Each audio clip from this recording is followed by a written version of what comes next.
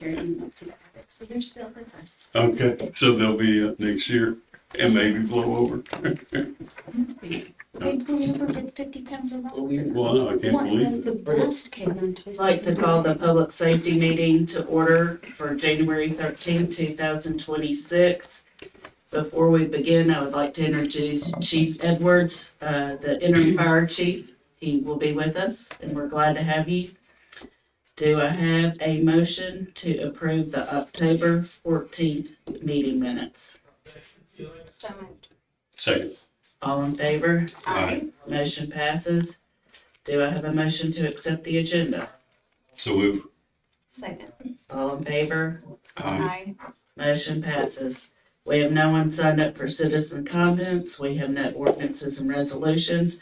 So we are going to have a discussion on street parking. Would you like to start that discussion? Sure. First, let me hand these out. I've got 10 of them. This is our current code as well as some pictures and some other information.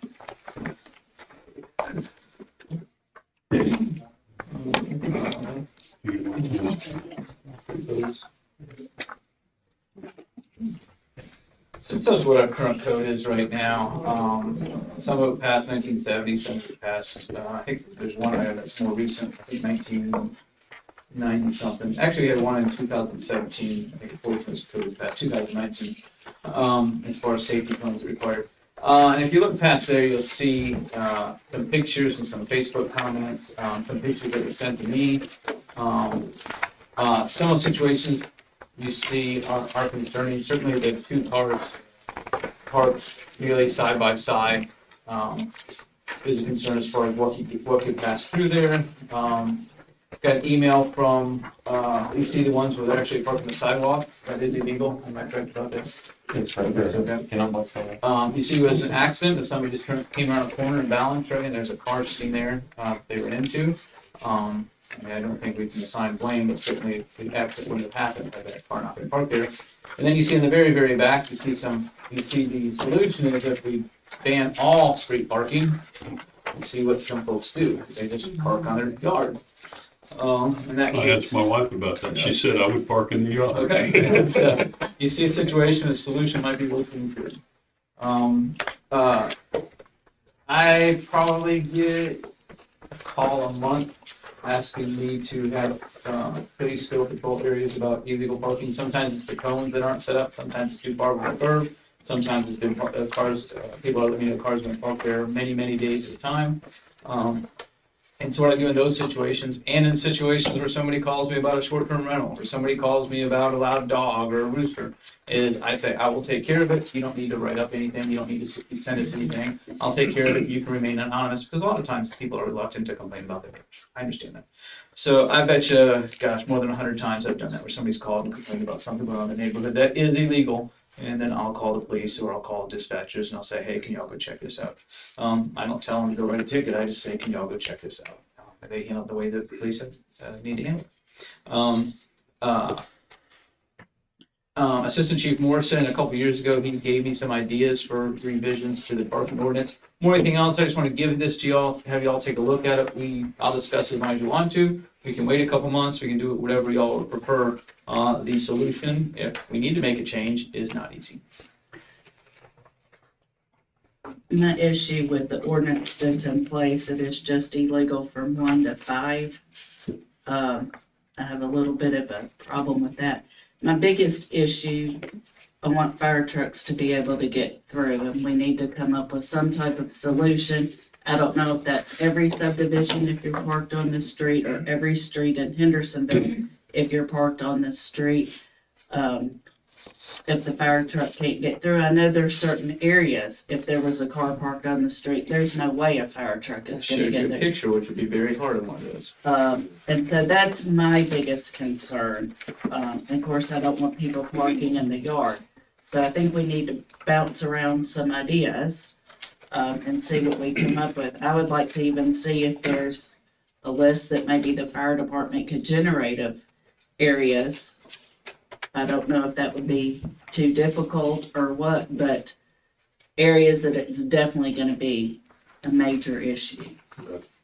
Chief Jones and I discussed that we have some streets that are so narrow that there probably should not be parking on those streets. Right. So I don't know, I have to talk to Public Works about, you had given me some examples of those streets and figuring out like what their width is. And there are not so many of them that we couldn't put up signs and eliminate. And then after we had that conversation, sure enough, there was a fire on one of them.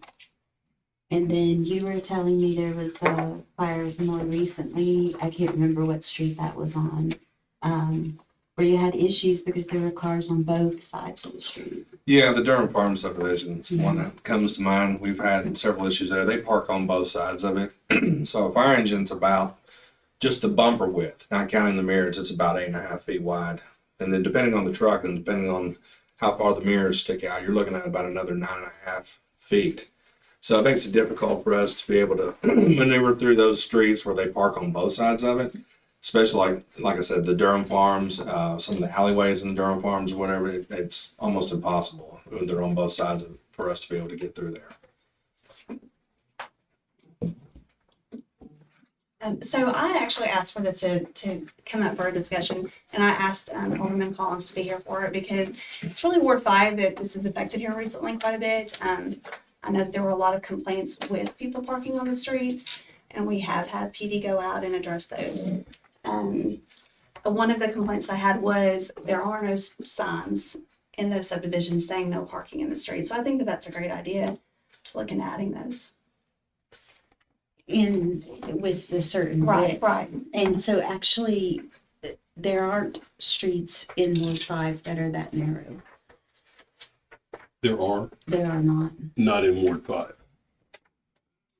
They're older because the requirements for the width of streets changed at some point in the past. So Ward 5 is newer, and I don't think we have that. Chief Jones, where are the narrow streets? Or is there a way we can compile a list of these streets? I guess that's what That's what I Rachel's would like asking. to Well, do.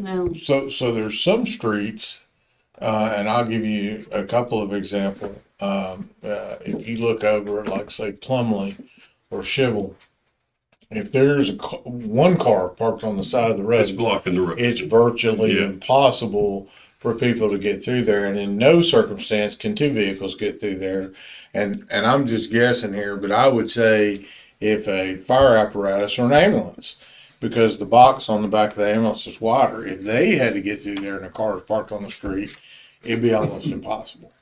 Whereas we have some streets that if they're parked on one side of the road, it might be okay. If they're parked on both sides of the street, even though the streets are much wider, a fire engine probably could not navigate that just because of the width of the vehicle. I mean, our patrol vehicles are a little narrower, but still, there's some areas where if cars parked on both sides of the road, I would say a patrol vehicle would even have trouble getting through there. So I mean, a lot. which means that Particularly in the Westlake area. Yeah. Like Noakes you're talking sure. about. And so in those situations, I mean, it's bad. And if an officer's responding to an emergency call, lights and siren or an ambulance or a fire engine, and then all of a sudden they come up on one of these areas and now they can't get through there because there's cars parked on both sides. But I mean, I think I realize that if we were strictly basing this on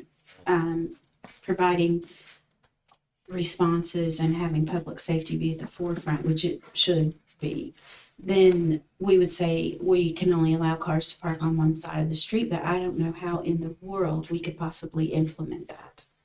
You would have to put signage that Everywhere. designated parking this side only. But that it's just going to be means that that would really, really It upset would. people. I would not disagree with you. And Don, what would your wife do? Huh? I don't know what she would do. Which park in the yard?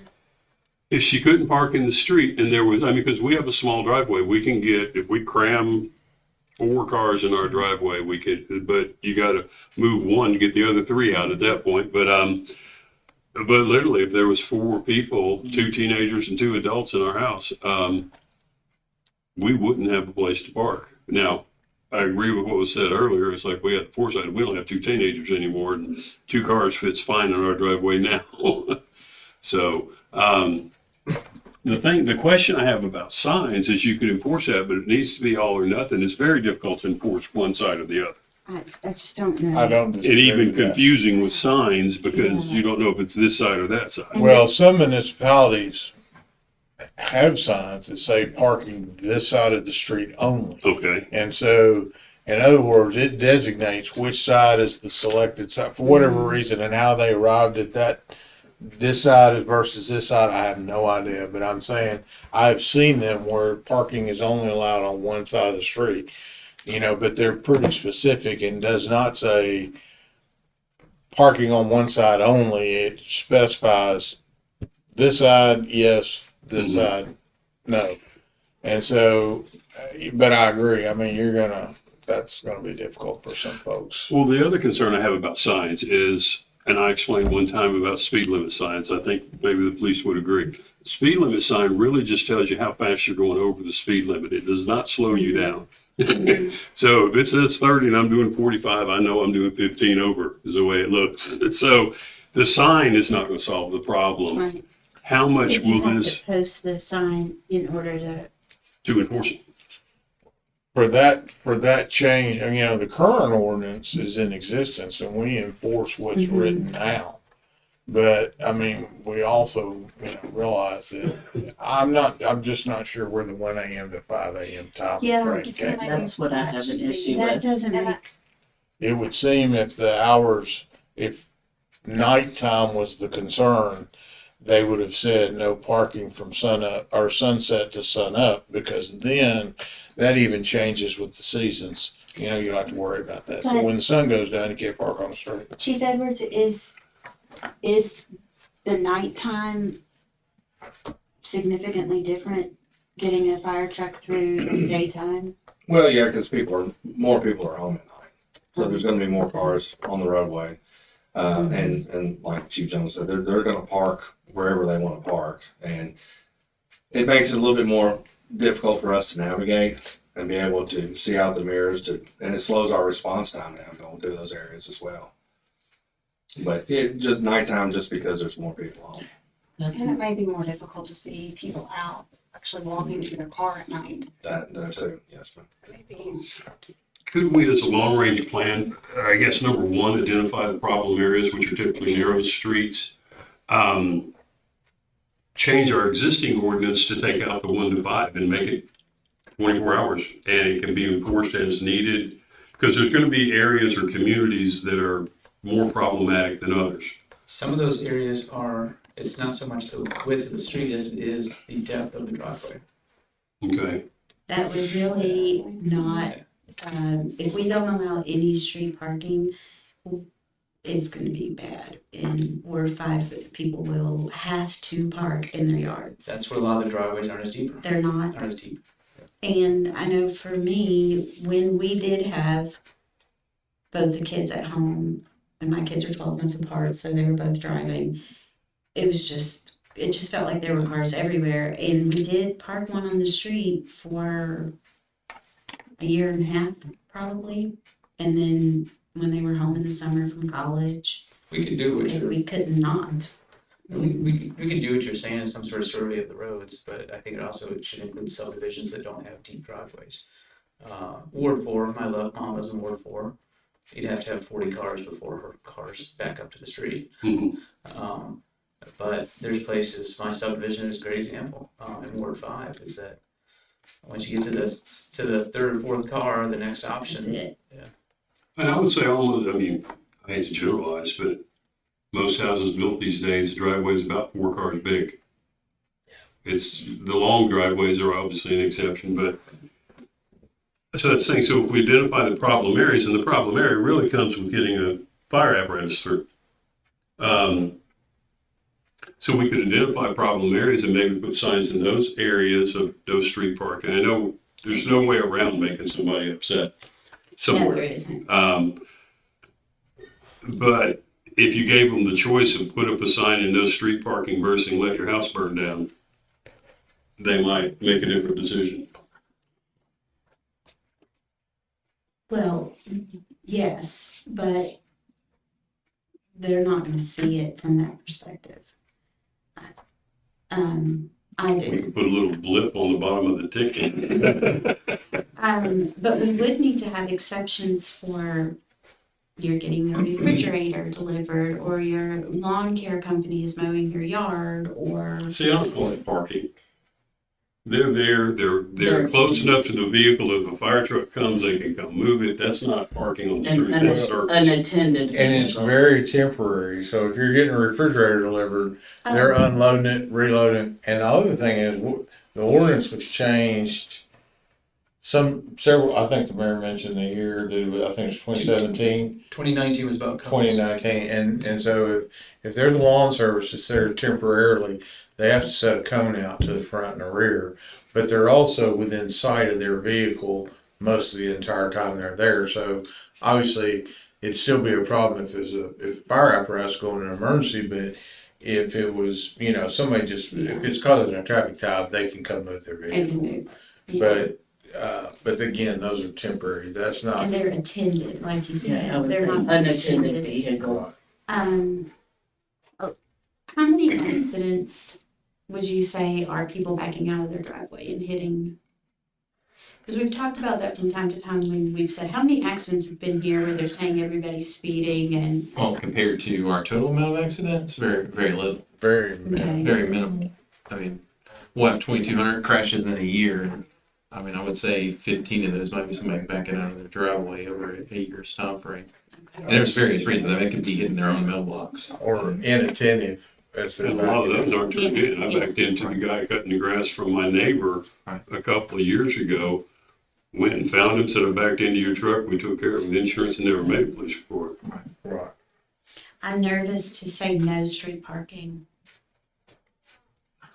That's tough. That's really tough Yeah. because I don't we have a know lot what we of can do. areas that are designed with very short driveways. And the reality is that some of the areas in town that have the really wide streets where somebody can park on both sides and even a fire truck could get it. We don't get complaints in those neighborhoods. We don't get complaints from those neighborhoods usually about, Well, I somebody's do. parked on the street.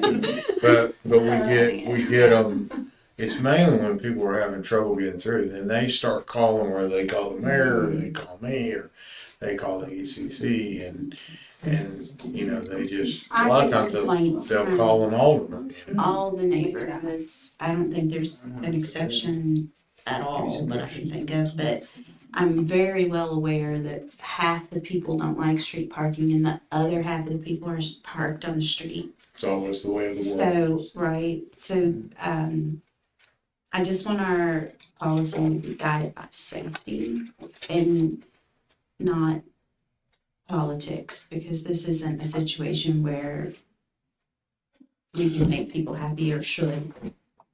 So, So maybe we can change the existing ordinance we have, because I don't think we need to reinvent the wheel, but change the existing ordinance to say what Chief Jones had mentioned from dusk to dawn. That addresses your safety within issue. the street width, Well, and we still have the There are problem areas that are none. well known by the police and there fire. are some street width, I don't know what that is, that just should not have parking. We place some no parking signs in some of those. We have a we will. Well, we have, Public Traffic and Parking Committee made some recommendations about 2 years ago on some streets. Oh, they did. Okay. In very, very few, cages and notes, maybe. Okay. probably. Harlan. Yeah, in Harlan. Chivel is not in it, because it's kind of, and it's narrow, it's very narrow. There are more. I'd also We suggest, should do a standard Could we and just, hold it off making any decisions, let traffic and parking visit it too, and then kind of combine and see what we come up with? Is everybody good with that? mhm. Any other discussion then on this? No, I think it was a good discussion. when will traffic and parking meet? They don't have a meeting scheduled right now, but I can ask Steve. It'll be within the next 2 months. Okay, Perfect. Do I have a motion to adjourn? so move. Second. All in favor? Aye. Motion carries.